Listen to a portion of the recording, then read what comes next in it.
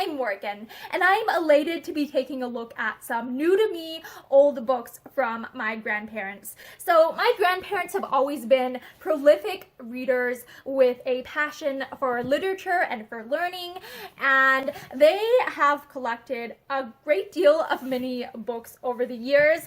And so when my dad and my sister went up to visit them, they ended up asking if they could bring me some of their older books, and they ended up saying yes. And so I have a wonderful variety of old books to look through, to read, to enjoy, and I am super excited to just see, like, first of all, like, okay, what books did my dad and sister end up bringing home? Also, thank you very, very much, Grandma and Grandpa. I am very excited to look through these, to read these, to absorb the knowledge that's within these.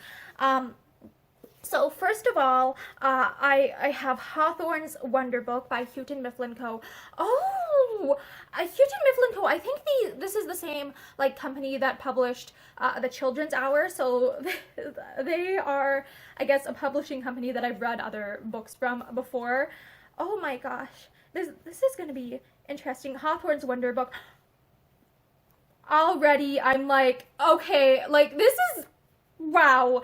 Okay, I'm opening this and I'm seeing like The Paradise of Children. I've read that. Like, what other one? The Gorgon's Head. I am quite certain that a few of these stories have actually shown up in, I think, Myths from Many Lands. So I think this will be interesting because I think that there might be some stories in this book that I have actually read before. So that's fun. It's cool seeing how like classic literature, like sometimes there will be multiple like adaptations of the same media over the year. If it's popular, it might show up in like multiple editions and such. So that's really fascinating. Oh, Hawthorne, The House of Seven Gables, Herrick. Oh wow. This book is fun because the cover is quite worn away, which shows that like obviously it's a well-loved book. It's a book that clearly has been handled on numerous occasions over the years. Oh, well, yeah, this is clearly a well-loved book. Oh, Play Its Value in 50 Games by Nina B. Lampkin.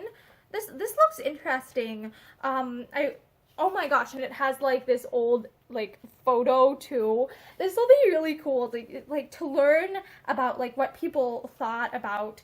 I guess I would describe this as something related to like education or child rearing from a very long ago time. Oh, is this a Zane Grey novel? Oh, Cow Country, James. This looks kind of. Oh my gosh, this. Who is this?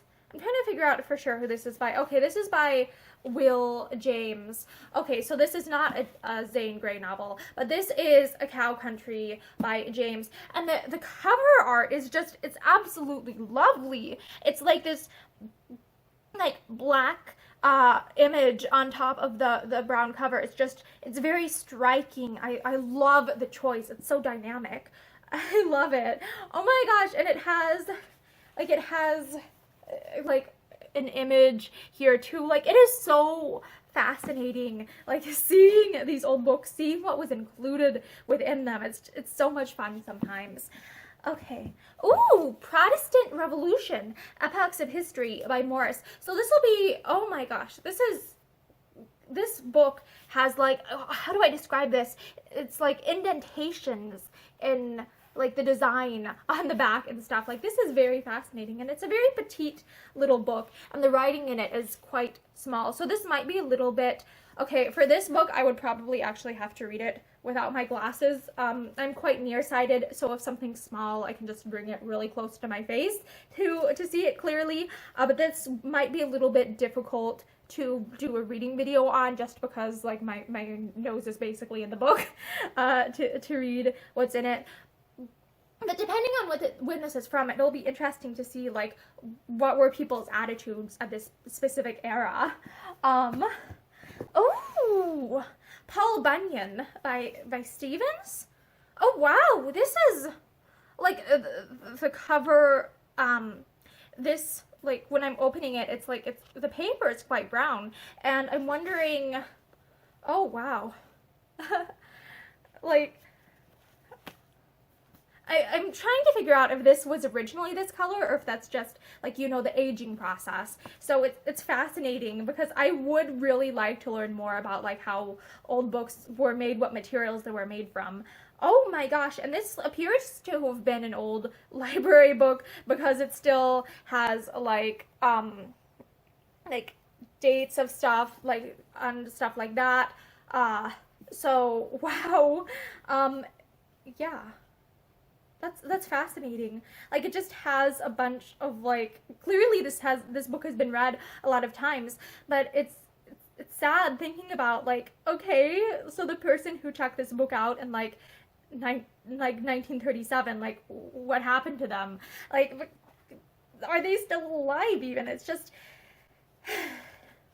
sometimes it's sad thinking like confronting my own mortality, etc. Like when I see these old objects that really are quite old, it's like, huh, some of the people who interacted with them might no longer be with us. And so in a sense, like I feel like a connection sometimes to like other humans, to the timeline of history, to my own mortality when I'm handling like really old objects.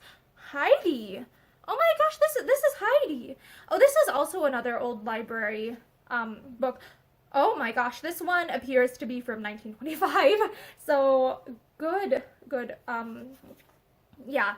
I do prefer to deal with like the extant older books because with if I understand correctly, some of the newer books, if they're in the, even if like the original text is in the public domain, like if they have like a preface or something to them, that preface might still be like copyright protected if it was added at a later date, etc. So I prefer to read from books that I know are for sure like 96 plus years old, just because I don't want to to deal with accidentally like violating copyright law or something.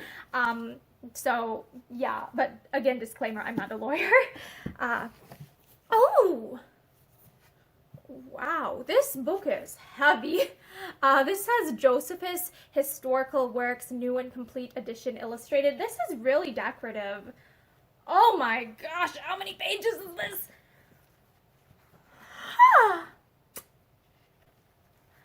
I'm gonna see how, okay, not including the appendix. I'm trying to figure out when does the appendix start, because I'm trying to figure out how many... Okay, so the appendix starts on page 904. So this book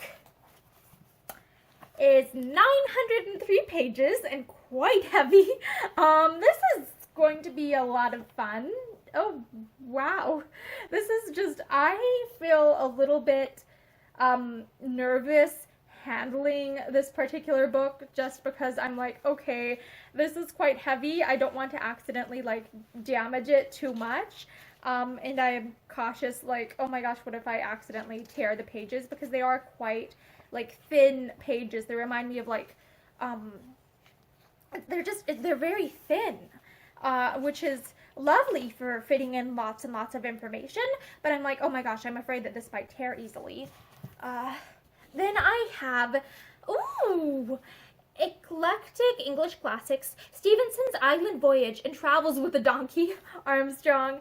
Oh, this sounds just like it'll be a lot of fun. Oh, this book is really a nice contrast from Josephus, just because it's so very petite, very easy to handle, which is nice. It's nice to have books that are easy to hold sometimes. Ooh, Hawthorne's Tanglewood Tales. Oh, Houghton Mifflin Co.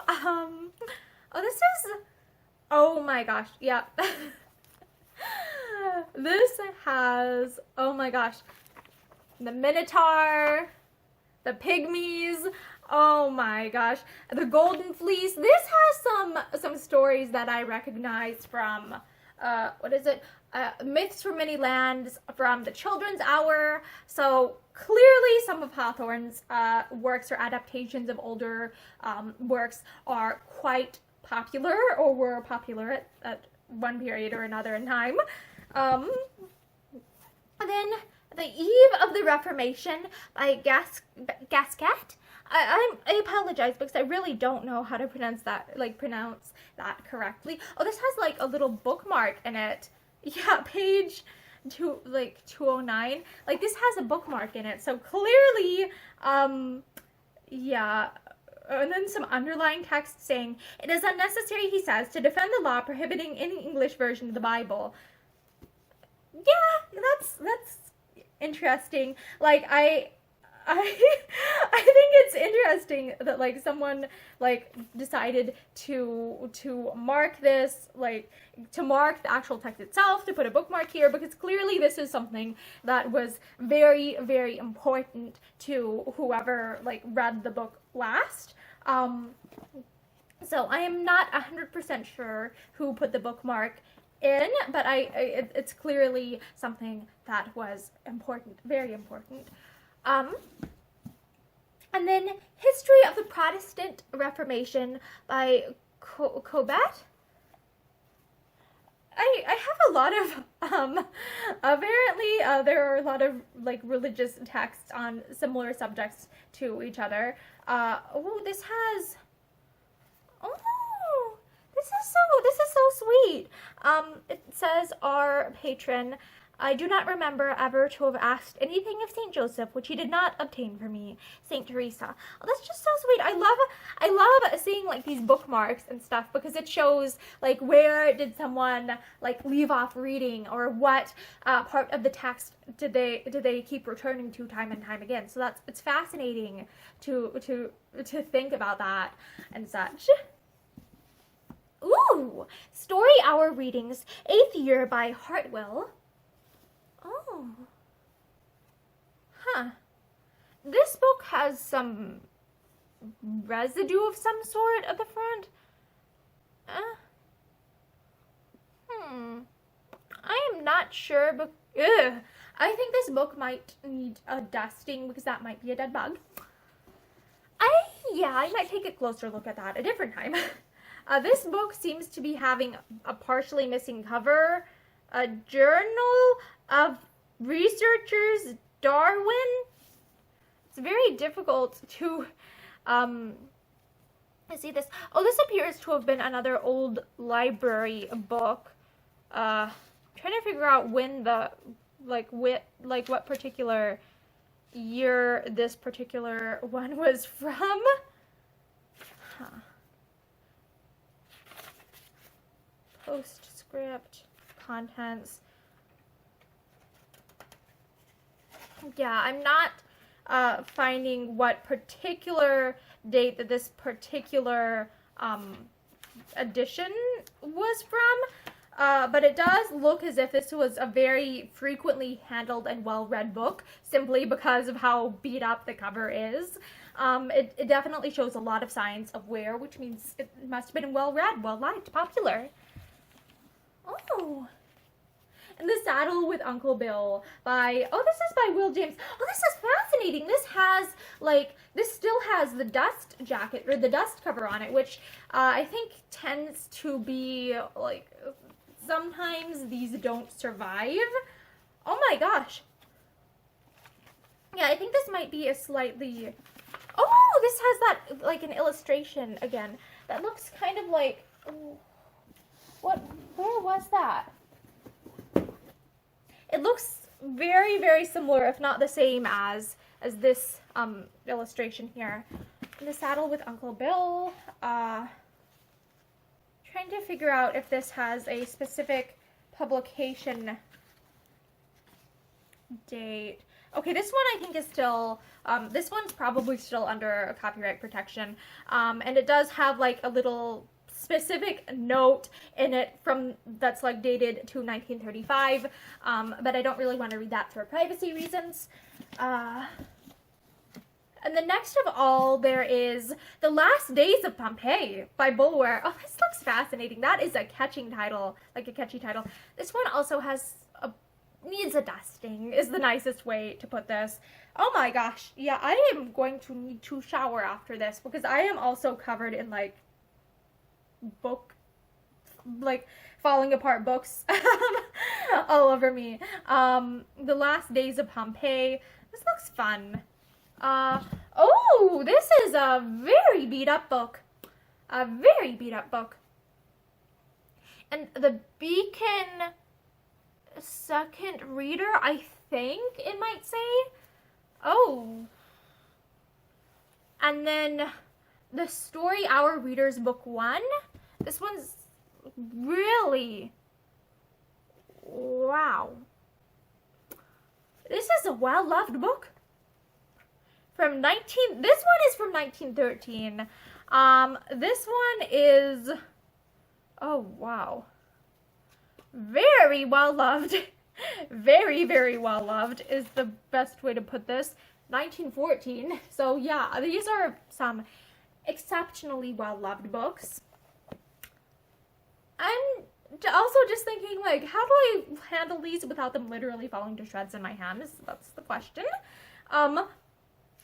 Following Columbus, W.L. Nida. Oh, this is also another old library type book.